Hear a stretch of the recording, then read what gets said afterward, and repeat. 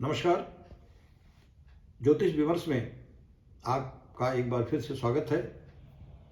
इसके पूर्व हमने ऐसे जातकों के बारे में जिनकी राशि वृश्चिक थी, उनके बारे में बताया था कि नया वर्ष 2023 उनके लिए कैसा रहेगा। आज मैं आपको धनु राशि के जातकों के बारे में बताऊंगा कि धनु राशि के जातकों के लिए वर्ष 2023 कुल मिलाकर कैसा रहेगा।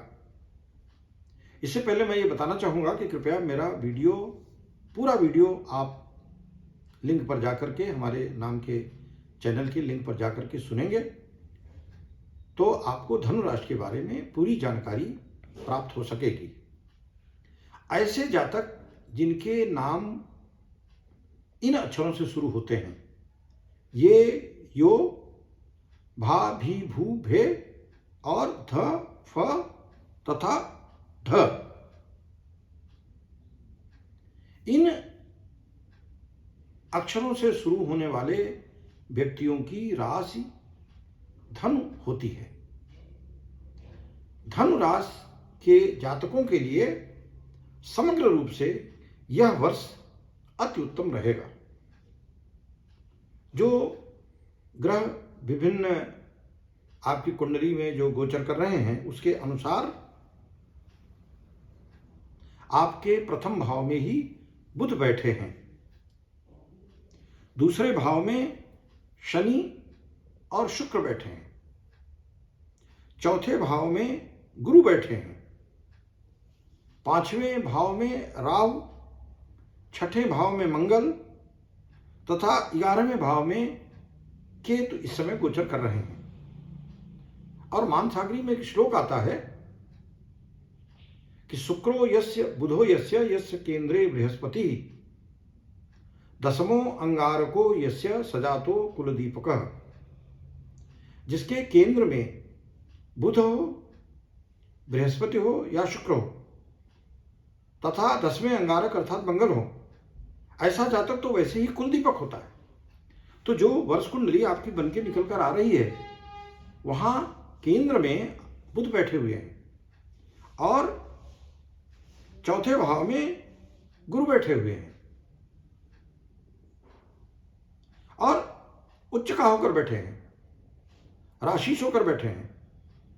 तो आप ये देखेंगे कि यह वर्ष आपके लिए उत्तम वर्ष रहेगा।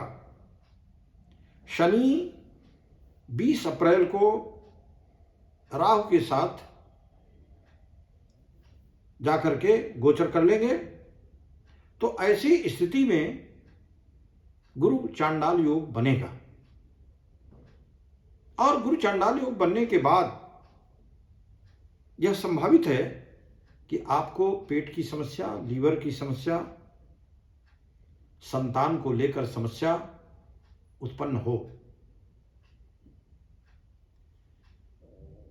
इन ग्रहों का असर निश्चित रूप से आपको दिखाई देगा, लेकिन इसका समाधान और इसका असर कम हो, इसके बारे में आप हमसे जब अलग से बात करेंगे तो हम आपको उसके बारे में अलग से बताएंगे। 28 अक्टूबर को राहु चौथे भाव में आ जाएंगे और शनि तीसरे भाव में रहकर आपका सारा बिगड़ा काम ठीक करेंगे। बृहस्पति उस समय फिर 5वें भाव में अकेले रह जाएंगे और जब अकेले रह जाएंगे तब आप राहु का जैसे ही परिवर्तन होगा, फिर आप देखेंगे कि आपका जो समय है वो बहुत ही अनुकूल और बहुत अच्छा हो जाएगा। अप्रैल में बृहस्पति चूंकि चौथे भाव में रहेंगे, चौथे भाव में रहकर बृहस्पति अक्सर तनाव देते हैं, तो वो आपकी कुंडली में चौथे भाव में हैं जरूर, लेकिन आपको मानसिक तनाव देते रहेंगे। किंतु आप ये देखेंगे कि 28 अक्टूबर के बाद आपका जो आपकी मनोकामना है वो सभी मनोकामना पूर्ण होगी और समग्र रूप से जो नटसेल में मैंने इस राशि के लिए लिखा है कि यह वर्ष धनु राशि के जातकों के लिए उत्तम है। धनु राशि के जातकों कि इस वर्ष में सामाजिक कार्यों में रुचि बढ़ेगी, उसमें प्रगति होगी, पदोन्नति का योग है। बुद्धिजीवी जितने हैं उनको इस वर्ष यश प्राप्ति होगी। आपको कोई सम्मान प्राप्त हो सकता है, कोई पदक प्राप्त हो सकता है। आपने जो मन में इच्छित भाव रखे हों वे इच्छित भाव पूर्ण हो सकते हों। दूर की यात्रा का योग है। नवीन व्यवसाय, हाँ, नवीन व्यवसाय आप शुरू कर सकते हैं और इस अवधि में आप ये देखेंगे कि आपके शत्रु चाह कर भी आपका नुकसान नहीं कर पाएंगे। यद्यपि वे बीच बीच में आपको कष्ट देने का प्रयास करेंगे, लेकिन आपको वे कष्ट नहीं दे पाएंगे। स्वास्थ्य में जैसा कि मैंने बताया कि आपको लीवर संबंधी और पेट संबंधी समस्या वर्ष में बनी रहने की पूरी संभावना है और ग्रह अपने समय में, अपनी अवधि में फल अवश्य दिखाते हैं, फल अवश्य देते हैं। तो कुल मिलाकर धनु राशि के जातकों के लिए वर्ष बहुत अच्छा रहेगा। लेकिन जो बीच बीच में मैंने तिथियां आपको बताई हैं, उन तिथियों में ग्रहों के विभिन्न राशियों पर गोचर करने पर, विभिन्न भावों में गोचर करने पर उसका असर उसी के अनुरूप आपको दिखाई देगा। तो यह कुल मिलाकर धनु राशि के जातकों के लिए वर्ष 2023 की जो हमारी भविष्यवाणी है वो इस प्रकार आपके सामने हमने प्रस्तुत किया है।